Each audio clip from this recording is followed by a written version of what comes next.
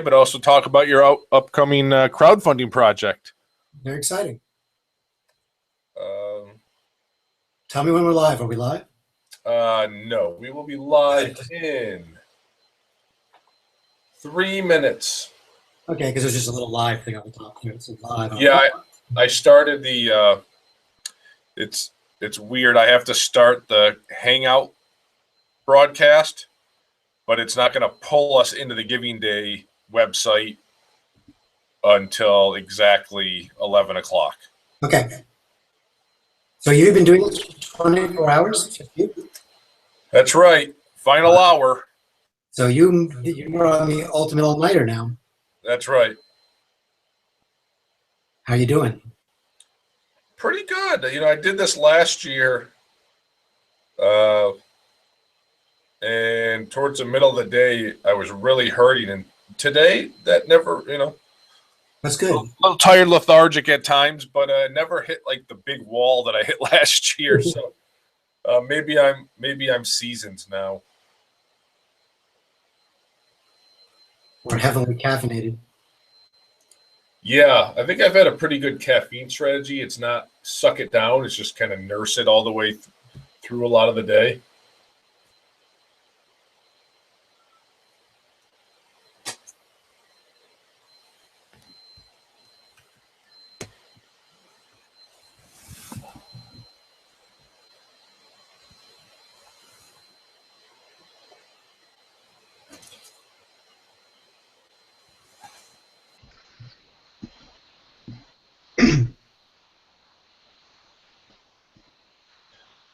So how are things out west? Very good. I'm just hoping our cat behaves. I have 3 of them. Ah, lucky you. Yeah. I married into the cat.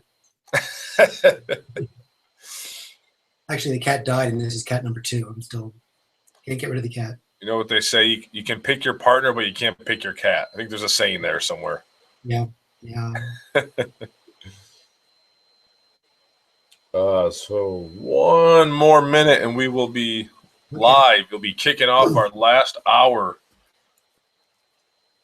How do you know who's watching or how many people are watching? Do you have any clue? I'll be able to tell you that as soon as we're live. Speaking of live, hello, Facebook. We're in our final hour of Giving Day, starting hour 24 of 24 here in this chair.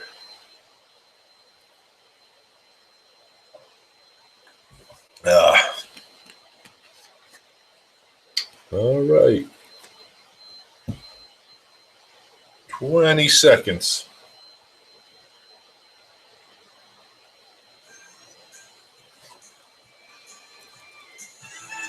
Salvatore, the Student Calling Center. Hey, Rube.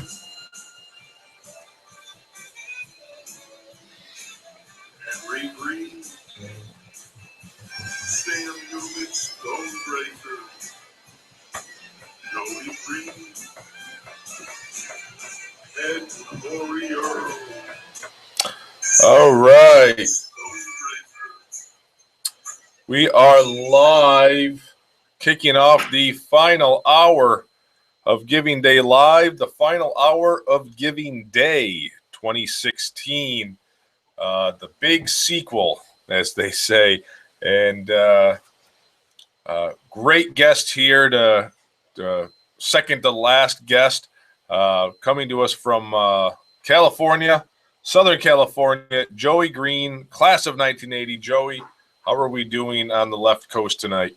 Excellent, Keith. How are you doing on the right coast, east coast? We are tired, but we are defiant, looking to close out the last hour here. Excited by what Cornell's been able to do in today, and excited to talk to you because I think I've gotten to know a little bit about one of the things you really put a lot of time into during your time at Cornell, and I think it's a great topic to share with our audience and feels ripe for kind of the 11 p.m. hour, a little talk a little comedy, little late night entertainment. Yeah, and let's just do a quick update here before we get talking with Joey. And 5.6 million in the bank here, 9,472 gifts. And again, we're trying to climb our way to 10,000 gifts before the end of the hour to unlock $50,000 for undergraduate scholarships. So let's see if we can do that in the next 5 minutes. Let's do the next 5 minutes. Yeah, if we can get, we just need 500 more gifts, and the next that's 100 gifts a minute. We can do that. We can do it. So Joey, your time at Cornell, you seem to be kind of famous for starting something at Cornell called the Cornell Lunatic. Do you want to talk to us a little bit about what is the Lunatic? Sure. The Cornell Lunatic is the campus humor magazine at Cornell, and I started it in 1978, my sophomore year, and was editor for about 2.5 years. And it's still publishing to this day. Very proud of that. It's been a thorn in the side of the university for 35 years now, which is pretty exciting. And actually, I was pretty much infamous during that time, and it's really an honor that you're calling me famous now, because I went for many years as being infamous. I guess time makes me respectable. And I've got some copies here. One the same, aren't they? Yeah, pretty much. Here's a copy of the Cornell Lunatic from 1989. Here's one from, I don't know what year this is, but somewhere in 1998, I believe. Another one from 2010, Cornell Lunatic, the bell tower, always a popular humor piece. 2009, so we got lots of issues, and the magazine is still publishing to this day.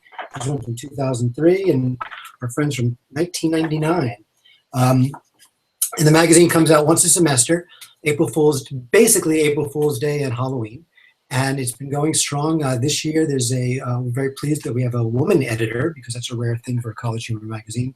It tends to be guys mostly, but we've really branched out. It's become very diverse. So I've been kind of the I'm an alumni advisor for the last 10 or 15 years, and proud to say that they're doing great. And if you want to donate money to the university and earmark it for the Cornell Lunatic, you can, because we're now part of the Cornell Gift Fund. Like I said, somehow we became respectable, and the magazine is still funny, definitely still funny, and still making fun of everything possible. So take us through kind of the genesis of the Cornell Lunatic, Joey. What was the day that you realized you wanted to start it, and how did you go about doing so? I came to Cornell wanting to start a humor magazine. The Cornell Widow, the humor magazine that had been at Cornell since 1894 until the early 60s, had made a few attempts to resurrect itself and failed. And a lot of people said, you need to start something fresh and new, because the Cornell Widow was named after the concept of the college widow, which was a previously married woman who was, well, let's just say the whole concept was kind of sexist. And during the early years, it was kind of romantic. So I started the Cornell Lunatic in '78, and wanted it to be the best college humor magazine in the nation. So it was a 72-page glossy magazine, and we would sell it for $1 in front of the Cornell, in front of the Willard Straight Hall, like I said, once a semester, and sell like 2,000 or 3,000 copies of the magazine, pull pranks on campus to publicize the magazine. I became infamous because in 1979 at the Cornell-Yale homecoming football game, the Cornell Lunatic, we sold fake programs for the game as if they were the real thing. And we didn't take kindly to that. And the athletic department, which made the money off the programs, wasn't, and they wanted to expel me from the school. And I'm still here. I was not thrown out, just like a little slap on the wrist. And the magazine is still going strong. So I was just very glad that it still is. You know, totally avoid it.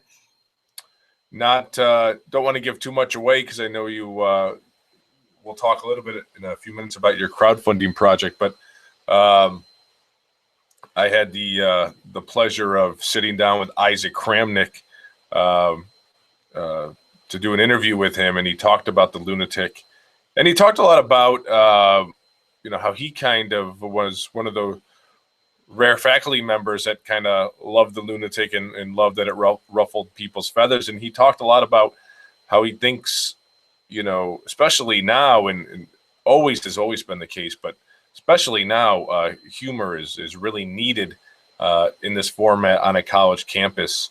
How do you see the campus culture right now, and how big of a role or how much of a void is there for material like this? Oh, trying to get me to be serious, eh? I think serious about funny. Yeah, which is never funny. No, we're very grateful to Isaac Kremnick, who's been faculty advisor to the Lunatic for about 13, 14 years now, really lending credibility to a magazine that's completely irreverent and just, nothing is sacred. And I think that it's a really important thing. Truly, in America, there are only a handful of colleges that have a college humor magazine, and they tend to be the Ivy League schools and Stanford and the University of Michigan, the bigger schools. And I think it's a really important thing because people at Cornell take themselves very, very seriously. The stress levels are incredibly high because people are very, academically oriented. And it's really important that a group of students are out there saying, don't take yourself so seriously. Let's put a little, pop that balloon every once in a while. Get off your high horse. We're all just human beings. We're all here to, help each other on the planet. And, it's important to take things seriously, of course, but it's also important to take a break from it. And also, it's an outlet for creativity for a lot of students. And a thing that I'm really proud of about the Lunatic is it's not just for like English majors or people who want to go into magazine or newspaper or journalism. It attracts engineering students. It attracts, people in architecture, art, and planning. It attracts people, hoteliers, and people in the agriculture school. What's great about it, it attracts a wide diversity of students who have a vehicle to express themselves in a funny way. And some people aren't going to live the dream and go on to, pursue humor as I have as a career, but it gives them an outlet, while they're in school to explore it and to have fun with it, and it's a club out to make fun of things. And, I'm curious, how do you, and I don't know how much experience you have or how much you've taken note of the current campus climate today, but I'm curious, has this always been kind of a sore spot for a lot of people, or was the campus a little bit more relaxed back in your time versus what it might be perceived as now? I think a lot of you hear things like certain stand-up comedians say they won't play college campuses anymore because of kind of the reaction that they get, that everyone's a little too uptight and et cetera. Do you think that's different than when you were in school? Has it changed a lot? I really don't think it has. I think that humor is essentially like fashion. And it changes with the times. The jokes that were. Are you hearing me? Am I bouncing back? Yeah, I'm hearing you. Are you getting feedback? I'm getting kind of feedback. You still hear me? I think you just turned my mic off. You hear me? Okay. I think it's like humor is like fashion, and it changes with the times. So that jokes that were funny, in the 1890s are going to be pretty much irrelevant today. And as times change, as our society changes, you're making fun of different things. And I think that one thing that's always constant is human frailty. And because we're all human beings, we all do the same stupid things. And that never changes. Politics changes, literature changes, but human beings basically stay the same. We're all, there's greed and there's lust and there's the 7 deadly sins, and those things you can always make fun of, and they're always relevant. And I think the Cornell Lunatic always tends to get in trouble because it's always trying to push the envelope and think outside the box.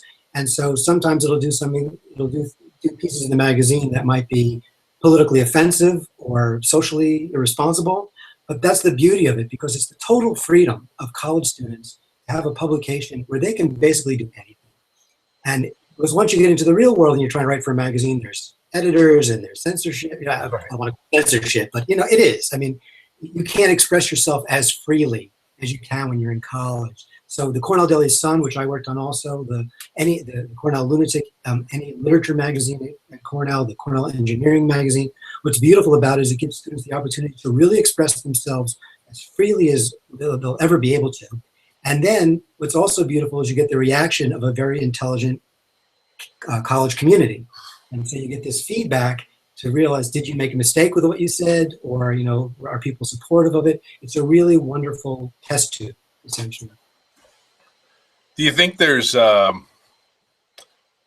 sometimes I wonder, is there kind of a shortage of willingness to just, for a lack of ability to kind of just make fun of ourselves?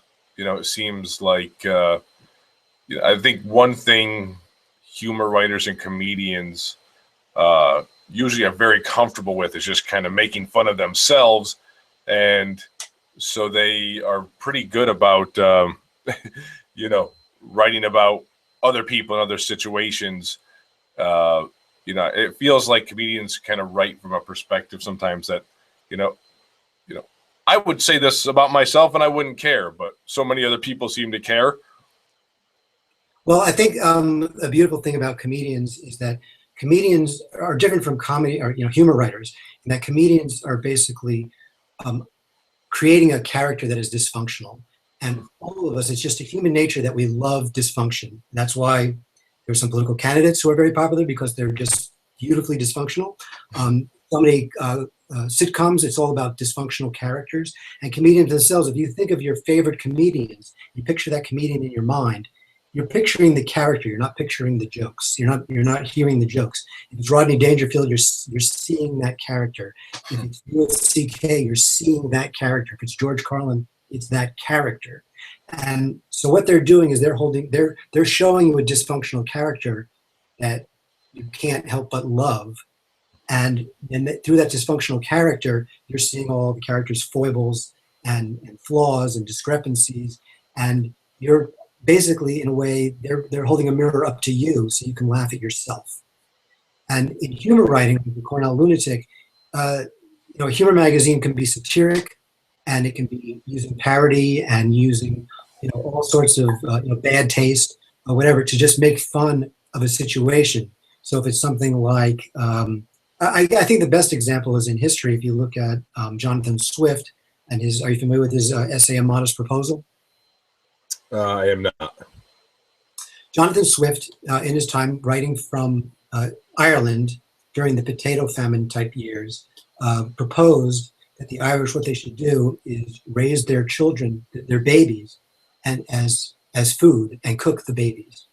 And he wrote this very seriously. It was a very serious essay. Of course, he was being completely sarcastic. He wrote it completely seriously, that he'd be taken seriously. And people got deeply, deeply offended that he was suggesting that they should raise children, like raise babies for food and cook them. And they weren't being upset at the fact that the government was withholding food, or they weren't upset at the starvation going on. They were upset at what he was writing. And that's what satire is. It's holding things up to such an exaggerated way that it makes you question the entire situation. And that's the goal. Ideally, that's the goal of college humor magazines, is to teach kids, the students, they learn by themselves how to hold that mirror up to society and show how ridiculous, how ironic things are in a particular situation. Does that over intellectualize that whole thing and make it really boring? No, I think it's great, and I think it, I think too many people maybe at face value, they look at things like that and it's just a bunch of kids writing, silly stuff or inappropriate stuff, whatever it is. But I think you're right. I think it is, it goes deeper than that, and that's why it's valuable. And it's also a camaraderie when you get a bunch of students in a room who are all creative and want to share that energy. And you get cartoonists and illustrators and writers and, like I said, engineering students or hoteliers, and they all come together for the purpose of creating something funny and taking their imagination to another level. It's a real wonderful group thing that everybody gets elevated to the next level or two, because they're all trying to make themselves funnier and challenge each other to be as funny as they possibly can. So, moving past the Lunatic, you have after studying fires at Cornell and moving on, you have had a career as a writer. Talk about that. Well, I wrote for the National Lampoon after graduating from Cornell for several years, worked in advertising for a bit, and I've been doing books ever since. Anything that makes me laugh, I'll write about. And my most recent book, got it right here, as a matter of fact. How convenient. What are the odds? Actually, this is coming out May 1, so I'm very excited about it. It's called Last Minute Travel Secrets, and it's 121 ingenious tips to endure cramped planes, car trouble, awful hotels, and other trips from hell. And it's all different crazy ways that you can use products that you already have. On the cover is a picture of me sitting on an airplane seat, I don't know if you can see it, with tampons in my ears to use. You're on an airplane and you don't have any earplugs and there's a crying baby, and you can have access to some tampons. If you stuff them in your ears, you've got instant earplugs. So it's all using products in unusual ways. And my book before that, the year before, was called Last Minute Survival Secrets. So all different ways to survive the coming apocalypse and other minor inconveniences using products that you have. And I'll show you a couple of fun things. This is for travel. This is a can of shaving cream. And what you can do if you want to hide your money, when you're traveling, take a can of shaving cream and simply take a can opener and just open the bottom of the can. You want to do this with an empty can of shaving cream. Full big problem. So empty out the shaving cream, remove the bottom of the can, and then what I've done is I've taken one of those hot glue guns, and on the bottom of the can, I've glued a little piece of plastic, a little PVC pipe that I got at Home Depot. Put a little foam inside the can, glued that in the can. You put your money inside the can, put this little bottom right into the can. You got a great hiding place for your valuables or your money. No one will ever suspect it's in a shaving cream can.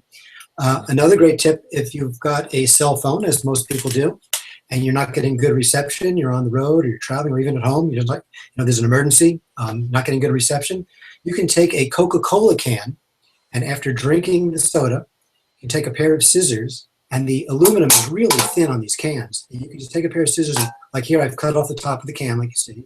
I've cut a little slice down the middle there, and where I've drawn lines, you cut this open, and what you get left, you got the can like this. You've kind of folded the can back. I've done that there. And I've crimped the edges so I don't cut myself on it using a pair of pliers. And then what you do is you take your cell phone and you just set it in the can like so. You've got a parabolic antenna that increases the range of the cell phone.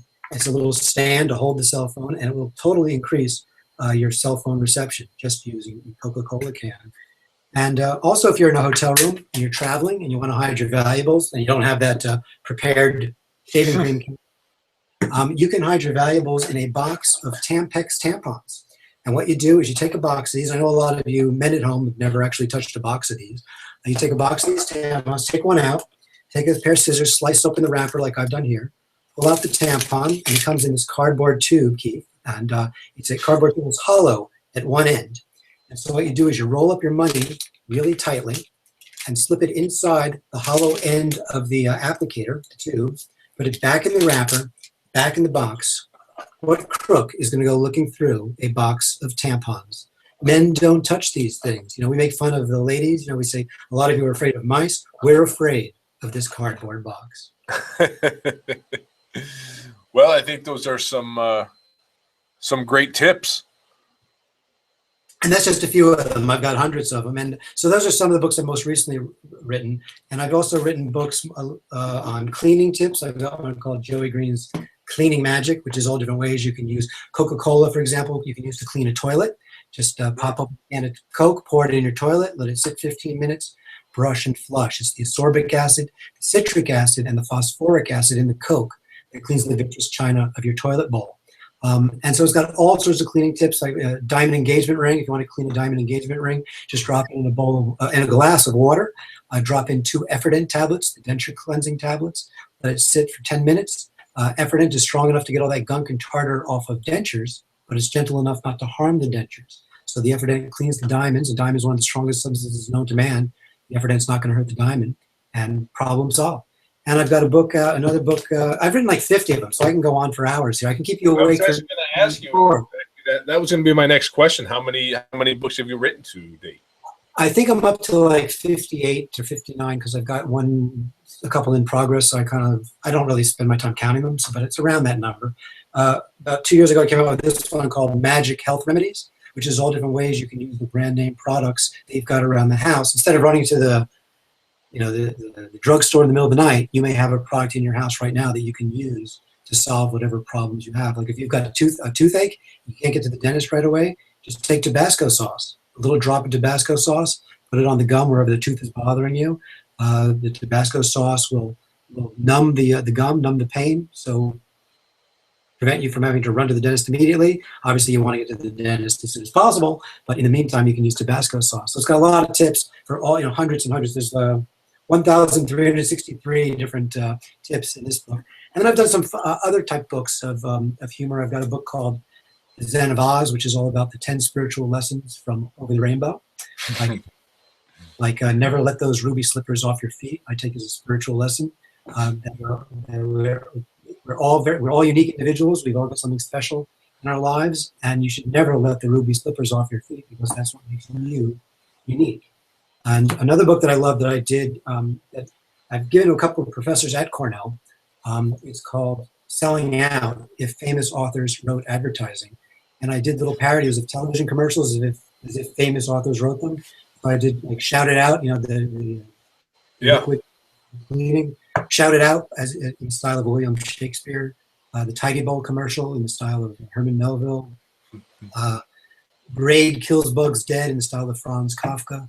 And I was very happy that I gave a copy of this book to my creative writing professor, Lamar Herron, who's some of you watching may remember. He was head of the creative writing department at Cornell, and it was just a real treat to be able to give one of my books to one of my professors and make them laugh.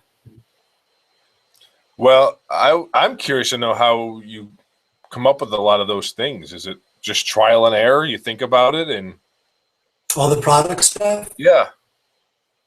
I worked in advertising. I was working at J. Walter Thompson in New York, writing TV commercials for Burger King. And one day I was asked into a meeting. They always had these crazy meetings at the advertising agency. And one morning they had a meeting at 10 in the morning, and they asked 9 of us into a conference room, and they said, we'd like the group of you to come up with alternative uses for Nestea, the iced tea drink mix. And I thought it was the stupidest thing I'd ever been asked. I'm like, what? It's Nestea. What else can you make iced tea, you drink it. That's the end of the story. And people in the room started coming forth with their ideas. And one guy in the room, who was an account guy, he'd worked on Nestea for a long time, too long, I think. And he was an avid sailor. He went out sailing in a sailboat every summer in New York Harbor. And he said one weekend he got really badly sunburned. So he went home, he grabbed a whole jar of Nestea, the powdered mix, emptied the entire jar into his bathtub, filled the bath with water, cool water, and soaked in it. And I looked at him the same way you're looking at me right now. You're crazy. You've lost your mind. And I said, that's not what they meant by taking Nestea plunge. You're taking things way too literally. And he said, no, really, it's the tannin in the tea that relieves sunburn pain. He said, if you're ever badly sunburned, do it. You'll think of me and you'll thank me. And I realized right there that this information belongs in a book because people write it to the company. Nestea in a bathtub. Yeah. And, people write into the companies all the time with their unusual uses, and the companies never advertise this information. Nestea never advertised that use. And I just said, you know what, I'm going to go to the grocery store, go shopping, pick out all the products we know and love, and contact the companies and find out what their secret files are. What have people been writing into you? What else can I do with your product? And that's what got me started. And I thought it was just funny, personally. I just thought it was amusing. And lo and behold, Americans found out that it's also practical. So I thought it was going to be one book, and it's turned out to be many, many books. Well, we wish you the continued success with all your books, and we wish you continued success in supporting and having influence over the Lunatic. Thank you. And it's a great contribution and a nice legacy to have on campus. And of course, we thank you for joining us tonight from your home. And I'd like to say that all Cornellians watching tonight, if you want to urge you to donate money to the university, and if you want to earmark it for the Cornell Lunatic Gift Fund, it can go directly to the students to help them with the magazine. But anything you give to give Cornell as much money as possible would be appreciated by this man sitting there with that red striped jacket. who's been up for 24. It'll be appreciated by Many people. mostly the students who benefit from it. Absolutely. Well, Joey, thank you so much. We look forward to launching the crowdfunding project for the Lunatic at the beginning of May. So everyone keep an eye out for that. And thank you again, Joey. And if you want to support the Lunatic on Giving Day, you can certainly do that. We're down to our final half hour here. $5.6 million from 9,654 gifts. So we just need about 350 more gifts in the next half hour. Pedal to the metal. Here we go. Thank you again, Joey. We'll be right back in about 4 minutes, closing out the show with Corey Ryan Earl, class of 2007. See you in a few.